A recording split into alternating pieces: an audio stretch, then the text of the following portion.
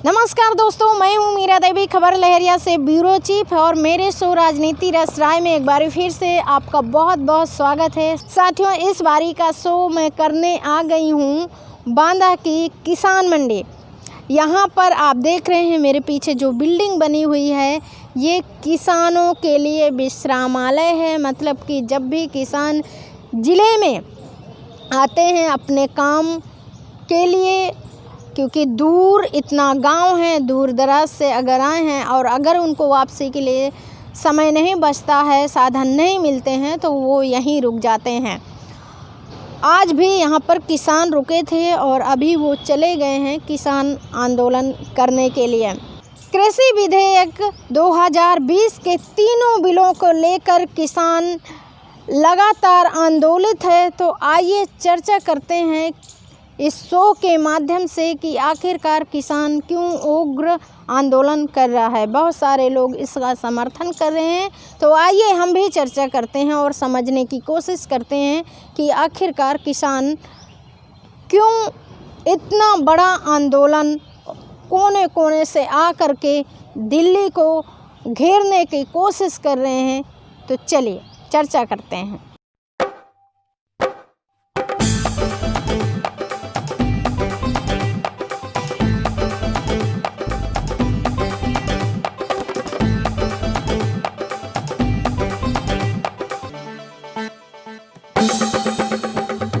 केंद्र सरकार सितंबर महीने में 3 नए कृषि विधेयक लेकर के आई थी, जिसमें राष्ट्रपति की मुहर लगने के बाद ये तीनों कानून बन चुके हैं।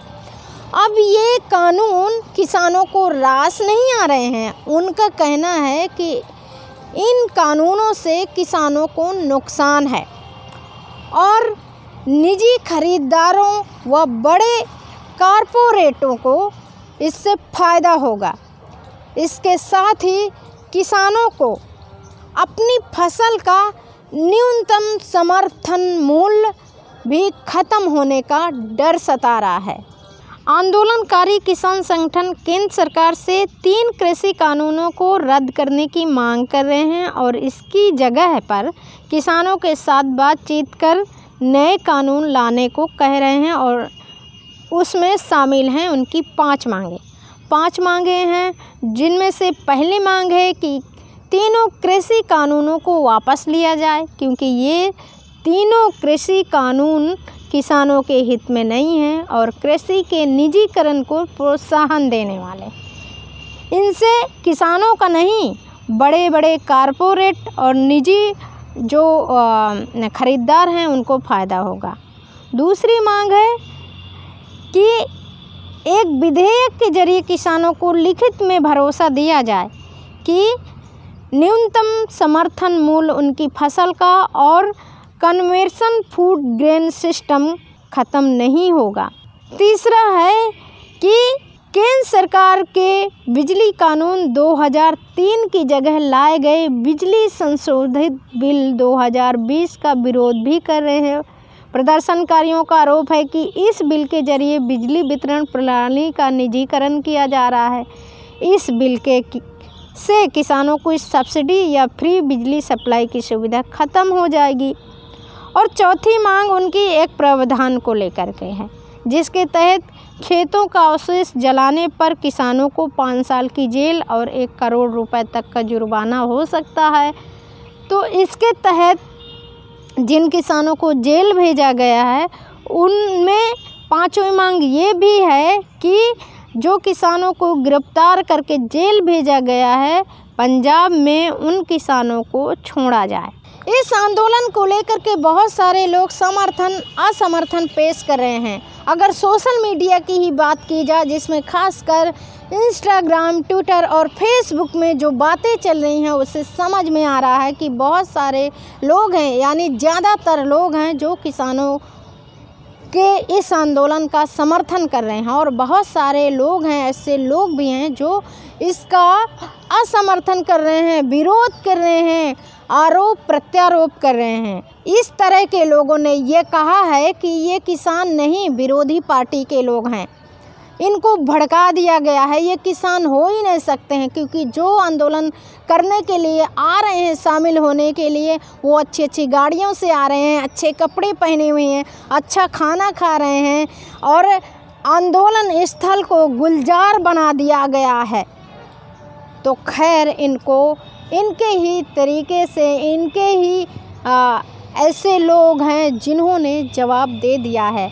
उन्होंने कहा कि भाई साहब, आपके दिमाग में, आपके दिल में ऐसी छवि किसानों को लेकर के क्यों बनी हुई है? क्या किसान अच्छा खा नहीं सकता, अच्छा पहन नहीं सकता, अच्छी गाड़ियां नहीं रख सकता? अरे वो तो पूरा देश चलाता है। इस आंदोलन में समर्थन और विरोध करने के लिए एक तबका और है, वह है फिल्मी दुनिया। फिल्मी दुनिया के बहुत सारे लोग इस आंदोलन का समर्थन कर रहे हैं। समर्थन ही नहीं, विरोध भी।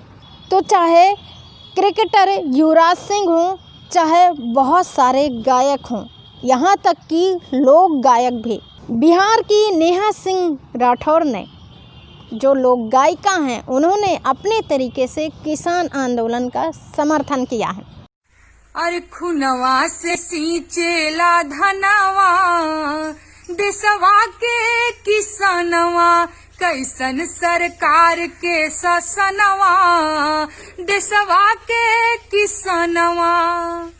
हक के लड़ाई रोक नाही पैबा, रहिया में चाहे जतन कांटा बिछैबा।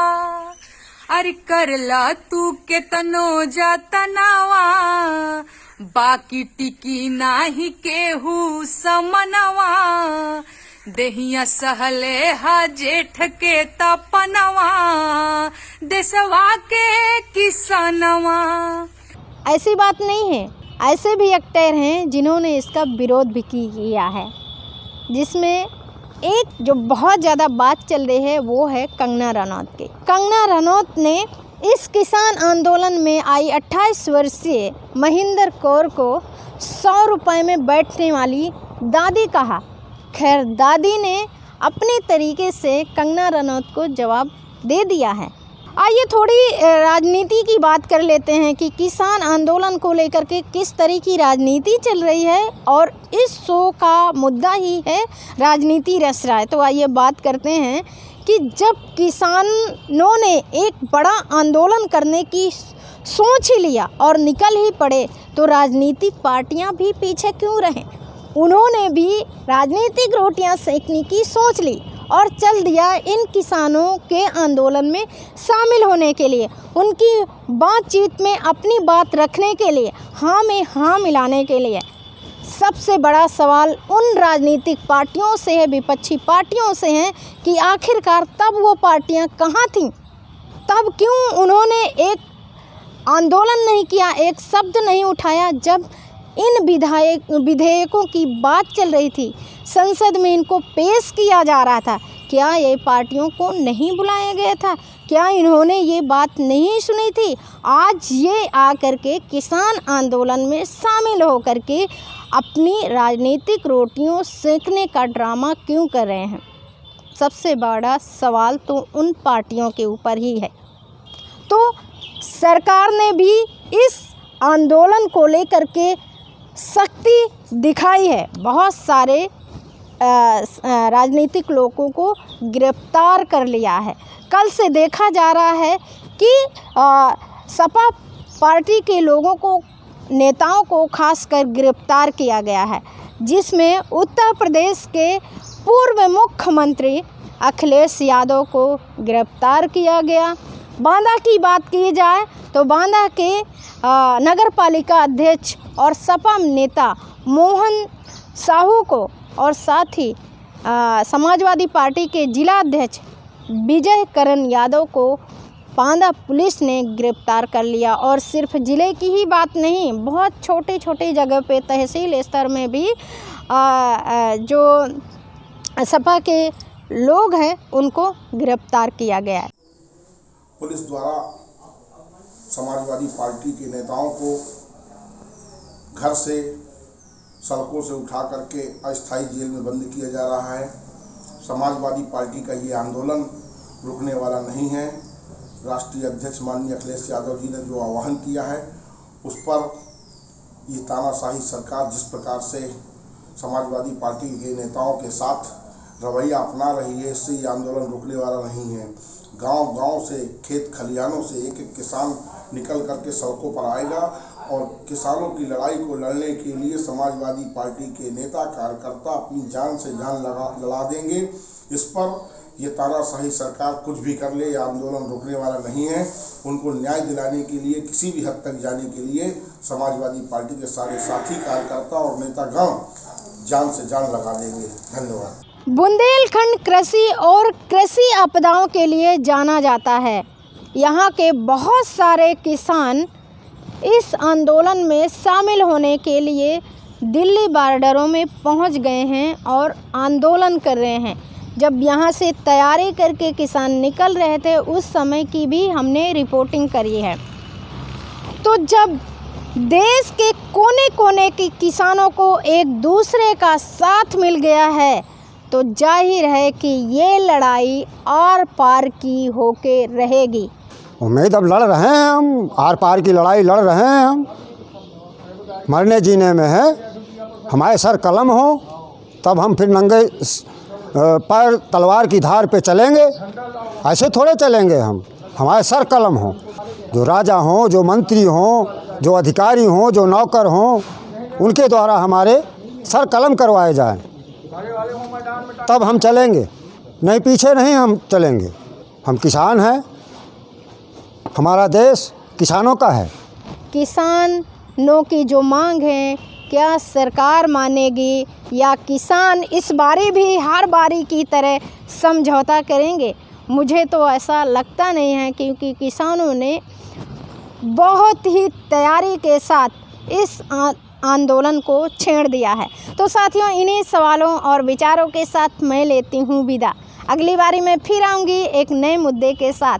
लेकिन जाने से पहले आपसे ये ज़रूर कहूँगी कि अगर हमारे चैनल पर आप नए हैं तो चैनल को सब्सक्राइब ज़रूर कर लीजिए और बेल आइकन को प्रेस ज़रूर करिएगा ताकि हर नोटिफिकेशन आप तक सबसे पहले पहुँच सके।